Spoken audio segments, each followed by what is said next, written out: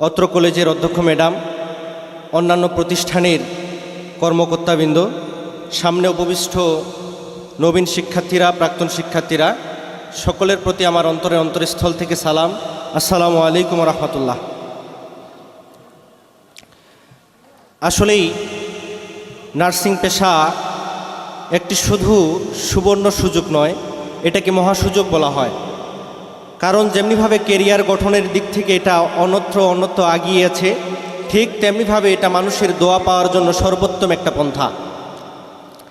শীতের রিক্ততাকে কেটে বসন্ত যেভাবে আমাদের কাছে এসেছে সুশোভিত করে, গাছের ডালপালায় সজীবতা ফিরিয়ে এনেছে, গাছের ডালে ডালে এসেছে পুষ্পলতার ছল, ঠিক তেমনিভাবে আজকের এই আপনাদের নবীনবরণ অনুষ্ঠানে এই কলেজে ভর্তি হয়ে তোমরা তোমাদের সজীবতা ফিরে নিয়ে এসেছো।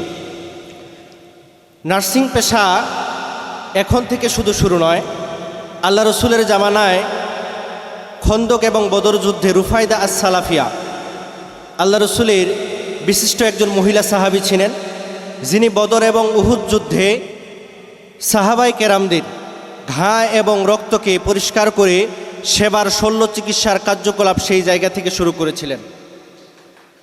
সেই জায়গা থেকে আজকের এই পরম্পরায় এসেছে নার্সিং পেশা। আধুনিক নার্সিং পেশার জনক আমরা যেমনিভাবে ফ্লোরেন্স নাইটিঙ্গেলকে জানি, ঠিক তেমনিভাবে নার্সিং পেশাকে আবির্ভূত করেছিলেন সেই জামানা থেকে।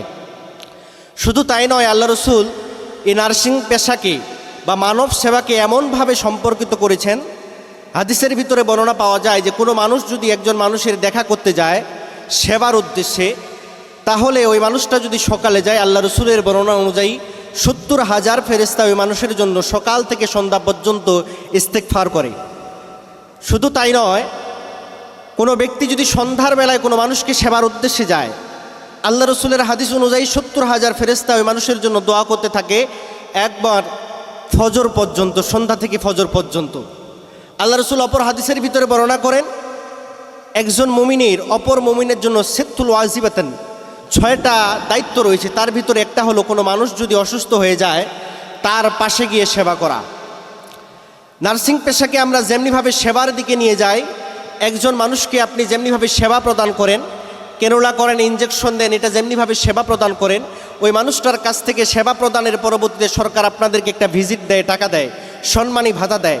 এটার পরিপ্রেক্ষিতে সবচাইতে বড় একটা জিনিস হলো ওই মানুষটার কাছ থেকে আপনি একটা দোয়া পান।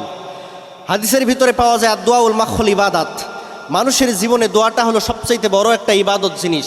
নার্সিং পেশাকে যেমনিভাবে পেশাগত দিক থেকে দেখা হয়, ঠিক তেমনিভাবে ইবাদতের জায়গা থেকে এটা একটা সবচাইতে বড় ইবাদত। আসলে আজকের দিনটা স্মরণীয় বরণীয়।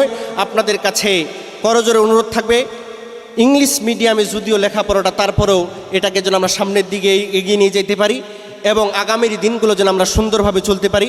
এই মহান পেশায় আমরা হৃদয় এবং আবেগ, ভালোবাসা দিয়ে সমস্ত কার্যক্রম দিয়ে যেন আমরা পরিচালনা করতে পারি। তৌফিক দান করুক আল্লাহুম্মা আমিন। আসসালামু আলাইকুম রহমতুল্লাহ। ধন্যবাদ জামিল ভাইয়াকে।